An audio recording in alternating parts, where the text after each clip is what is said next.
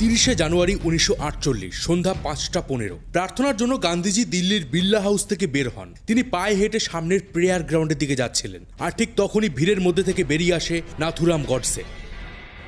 আর কিছু বুঝে ওঠার আগেই সে গান্ধীজিকে লক্ষ্য করে 3টে গুলি করে। মাটিতে ছিটকে পড়েন গান্ধীজি, আর কিছুক্ষণের মধ্যেই গান্ধীজি মারা যান। কিন্তু আশ্চর্যের বিষয় হলো, নাথুরাম গুলি করার পরেও পালানোর কোনো রকম চেষ্টা করেনি। কিন্তু কেন? আর জানলে অবাক হবেন, কোর্টেও নাথুরাম কখনো বলেনি যে সে নির্দোষ। এমনকি কোর্টে যখন তার কেস চলছিল আর সে যখন কোর্টকে এটা বলে যে সে কেন গান্ধীজিকে হত্যা করেছে, তখন কোর্ট রুমে থাকা প্রত্যেকের চোখে জল ছিল। তো প্রশ্ন হলো, সেদিন নাথুরাম কোর্টে কি বলেছিল? গান্ধীজি এমন একজন ব্যক্তি ছিলেন যিনি সারা জীবন অহিংসার পথে হেঁটেছেন। আজ বিশ্বের সব শক্তিশালী দেশগুলো এই অহিংসা নীতির উপর ভিত্তি করেই শান্তি বজায় রাখছে। তাহলে কেন সেই গান্ধীজি নিজেই হিংসার শিকার হয়েছিলেন? কেন আজও একদল মানুষ নাথুরাম গডসেকে হিরো